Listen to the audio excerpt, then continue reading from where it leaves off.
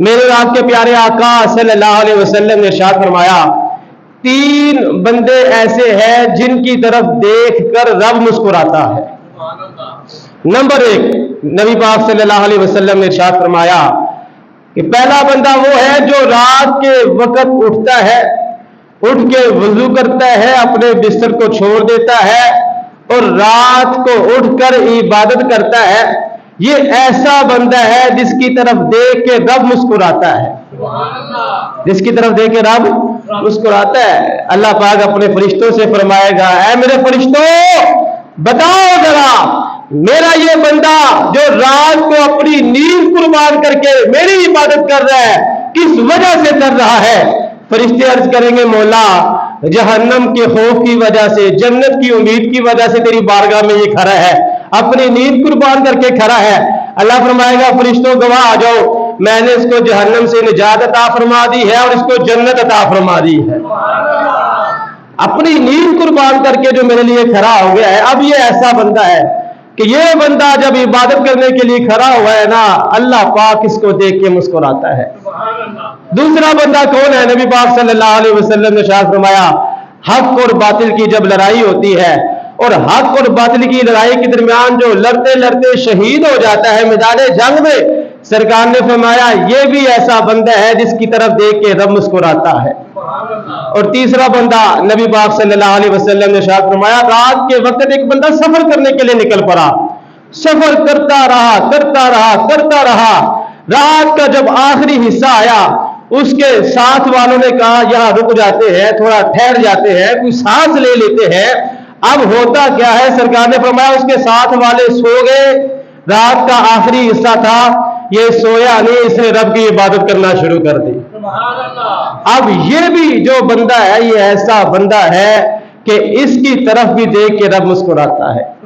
اور حضرت عبداللہ ابن مسعود رضی اللہ تعالیٰ عنہ یہ حدیث وقت بیان کرتے ہیں، فرماتے ہیں نبی پاک صلی اللہ علیہ وسلم نے ارشاد فرمایا، جو بندہ رات کے وقت اٹھ کے وضو کرتا ہے، اپنی نیند کو قربان کر دیتا ہے، پھر درود پاک پڑھنا شروع ہو جاتا ہے، تلاوت قرآن کرنا شروع ہو جاتا ہے، عبادت کرنا شروع ہو جاتا ہے، اللہ پاک اپنے فرشتوں سے فرماتا ہے، اے میرے فرشتوں دیکھو تو صحیح، میرا یہ بندہ اس وقت عبادت کر رہا ہے کہ اس کو میرے علاوہ کوئی نہیں دیکھ رہا، اس کو میرے علاوہ کوئی نہیں دیکھ رہا، اس کو صرف میں ہی دیکھ رہا ہوں، یا اس کو پتا ہے یا مجھے پتا ہے، باقی ساری دنیا سو رہی ہے، ساری دنیا سو رہی ہے، یہ رات کو اٹھ کر بیٹھ گیا ہے اور بیٹھ کر اللہ اللہ کر رہا ہے، قرآن پڑھ رہا ہے، درود پڑھ رہا ہے، نفل پڑھ رہا ہے، رب کو راضی کر رہا ہے، اے میرے فرشتوں میرے علاوہ سے کوئی نہیں دیکھ رہا۔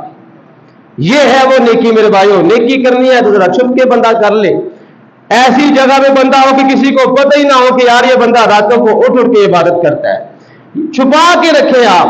اور نبی پاک صلی اللہ علیہ وسلم کے اس فرمان سے بھی ہمیں کیا یہی سبق مل رہا ہے کہ جو بندہ رات کے وقت عبادت کرتا ہے نا، رات کے وقت عبادت کرنا یہ بندے کو بغیر حساب کے جنت میں داخلہ عطا فرما دیتا ہے۔ اور یہ کوئی مشکل کام نہیں ہے، ہم لوگ سمجھتے ہیں کہ بڑا مشکل کام ہے رات کو عبادت کرنا، کوئی مشکل کام نہیں ہے، کوئی آدھا گھنٹہ بندہ اٹھ جائے، وضو کر لے اور وضو کر کے تھوڑا سا قرآن پڑھ لے، درود پاک پڑھ لے، کوئی نفل پڑھ لے، عبادت کر لے، آپ کا شمار ان لوگوں میں ہوگا جو رات کو عبادت کرنے والے ہیں۔ عشاء کی نماز جماعت کے ساتھ پڑھے، فجر کی نماز جماعت کے ساتھ پڑھے، آپ کا شمار ان لوگوں میں ہوگا جو رات کو عبادت کرنے والے ہوتے ہیں۔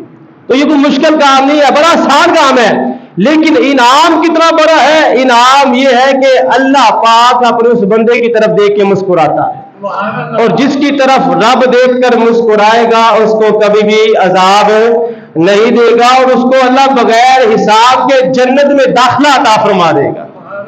یہ یاد رکھ لے میرے بھائیوں۔ اور رب کا مسکرانا ہمارے مسکرانے کی طرح نہیں ہے، یہ وہ خود ہی بہتر جانتا ہے وہ کیسا مسکراتا ہے، وہ جسم سے پاک ہے، وہ جسم سے پاک ہے۔ اور علماء نے اس حدیث کی یہ بھی تشریح کی ہے، رب کے مسکرانے کا مطلب یہ ہے کہ رب اس بندے سے انتہائی راضی ہو جاتا ہے، انتہائی راضی ہو جاتا ہے اس بندے سے۔ ایسے ہی میرے بھائیوں اگلی حدیث میں آپ کو سناتا ہوں، نبی پاک صلی اللہ علیہ وسلم نے ارشاد فرمایا 3 بندے ایسے ہیں جن کی طرف دیکھ کے رب مسکراتا ہے۔ پہلے بھی 3 بندے پھر آخر 3 بندے. وہ کون سے ہیں جی؟ نمبر 1 نبی پاک صلی اللہ علیہ وسلم نے ارشاد فرمایا وہ لوگ جو نماز کے اندر اپنی صف کو سیدھا کرتے ہیں ان کی طرف دیکھ کے بھی رب مسکراتا ہے. نماز پڑھنے آگے مسجد میں اب صف کو سیدھا کرنا ہے, صف ٹیڑھی نہیں ہونی چاہیے, صف سیدھی ہو. یہ ایسا بندہ ہے جس کی طرف دیکھ کے رب مسکراتا ہے. اور دوسرے نمبر پہ نبی پاک صلی اللہ علیہ وسلم نے ارشاد فرمایا جہاد کرنے والا بندہ, جو جہاد کرتا ہے اس کی طرف دیکھ کے بھی رب مسکراتا ہے. تیسرے نمبر پر نبی پاک صلی اللہ علیہ وسلم نے ارشاد فرمایا جو بندہ رات کے اندھیرے میں عبادت کرتا ہے, رات کے اندھیرے میں عبادت کرتا ہے. ایسے آپ کو بڑے ملیں گے جو دوسروں کو دیکھ کے نماز لمبی کر لیتے ہیں. پتہ چلے کہ حاجی صاحب فلاں صاحب بڑی لمبی لمبی نمازیں پڑھتے ہیں, بڑے لمبے لمبے سجدے کرتے ہیں, نفل ہی پڑھتے رہتے ہیں یار, نفل ہی پڑھتے رہتے ہیں. اصل عبادت وہ ہے رات کے اندھیرے میں جس کی آپ عبادت کر رہے ہیں, بس وہی آپ کو دیکھ رہا ہو, وہی آپ کو دیکھ رہا ہو. بعض لوگ کیا کرتے ہیں, لوگوں کے سامنے لمبی لمبی نمازیں پڑھتے ہیں, جب تنہائی میں پڑھتے ہیں تو سپیڈ تیز ہو جاتی ہے. کیوں؟ اب کوئی دیکھ نہیں نہ رہا. جب کوئی دیکھ رہا ہوتا ہے تو اس وقت وہ کہتے ہیں پتہ چلے گی قاری صاحب فلاں صاحب بڑی لمبی لمبی نمازیں پڑھتے ہیں, بڑے نیک بندے ہیں, بڑے اچھے بندے ہیں. ریاکاری کرتے ہیں, دکھلاوا کرتے ہیں. میرے بھائیوں اصل عبادت وہ ہے جو رات کے اندھیرے میں ہے. رات کا اندھیرا ہو, جب کوئی تمہیں نہ دیکھ رہا ہو, تمہیں پتا ہے کہ اس وقت صرف مجھے میرا رب دیکھ رہا ہے, اب لمبی لمبی نمازیں پڑھو نا, اب قرآن پڑھو, اب درود پڑھو رسول اللہ پر, پھر دیکھو اللہ پاک اپنی کتنی کرم نوازیاں فرمائے گا, کتنی رحمتیں فرمائے گا. تو لوگوں کو دکھانے کے لیے نمازیں نہیں, لوگوں کو دکھانے کے لیے تلاوتیں نہیں, لوگوں کو دکھانے کے لیے روزے نہیں, کس کے لیے؟ اللہ کی رضا کے لیے. اللہ کی رضا کے لیے جب کوئی بندہ رات کے اندھیرے میں عبادت کرتا ہے, سرکار نے فرمایا یہ وہ بندہ ہے جس کی طرف دیکھ کے رب مسکراتا ہے, رب راضی ہو جاتا ہے, انتہائی راضی ہو جاتا ہے, رب خوشی کا اظہار فرماتا ہے اپنے اس بندے پر. تو میرے بھائیوں پہلی چیز کیا تھی؟ صفوں کو سیدھا فرمانا. جو لوگ نماز پڑھنے آتے ہیں اور صفوں کو سیدھا فرماتے ہیں یہ ایسے خوش نصیب لوگ ہیں, ان کی طرف بھی رب دیکھ کے مسکراتا ہے. اب ہوتا کیا ہے, امام صاحب اعلان بھی کرتے ہیں, امام صاحب اعلان کرتے ہیں صف سیدھی فرما لے, کندھے کے ساتھ کندھا ملا کے رکھے. جو نماز پڑھنے آئے ہیں وہ پھر بھی صف سیدھی نہیں کر رہے, وہ کندھے کے ساتھ کندھا نہیں ملا رہے. تو صف سیدھی رکھنا میرے بھائیوں یہ واجب ہے. جو بندہ کندھے کے ساتھ کندھا نہیں ملائے گا یہ واجب چھوٹ گیا. آپ نے کندھے کے ساتھ کندھا نہیں ملایا, واجب چھوٹ گیا. واجب چھوٹنے کی وجہ سے گناہ گار ہو رہے. بعض لوگ کہتے ہیں بس تو پرے ہو کے کھلو, پرے ہو کے کھلو, ذرا مل کے کھڑا ہونا ہے. صف کو ملا کر جو ہے وہ نبی پاک صلی اللہ علیہ وسلم کی بہت ہی پیاری حدیث مجھے یاد آ گئی. سرکار نے فرمایا صحابہ تمہیں کیا ہو گیا ہے, تم فرشتوں کی طرح صف کیوں نہیں بناتے؟ ذرا بلند آواز سے کہیں سبحان اللہ. فرمایا صحابہ تم فرشتوں کی طرح صف بندی کیوں نہیں کرتے جیسے فرشتے, اللہ کے فرشتے جیسے صف بندی کرتے ہیں. اور اللہ کے فرشتے کیسے کرتے ہیں؟ بس صافات صفا. اللہ قرآن میں فرماتا ہے فرشتے جو صف بندی کرتے ہیں نا, مجھے اس کی قسم, اس کی بھی رب نے قسم بیان فرمائی ہے قرآن مجید کے اندر. سرکار نے پوچھا صحابہ فرشتوں کی طرح صفیں کیوں نہیں بناتے؟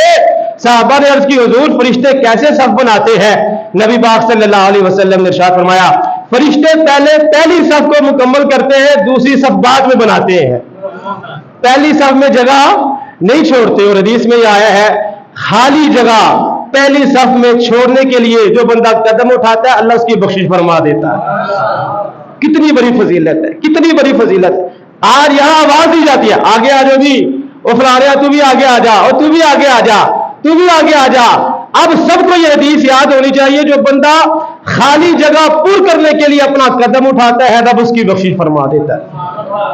جو سب کو سیدھی رکھتا ہے اللہ پاک کتنا کرم فرماتا ہے, کتنی مہربانیاں فرماتا ہے اللہ پاک. تو میرے بھائیوں یہ چھوٹی چھوٹی باتیں ہیں, اتنا اللہ اجر عطا فرماتا ہے, اتنا ثواب عطا فرماتا ہے.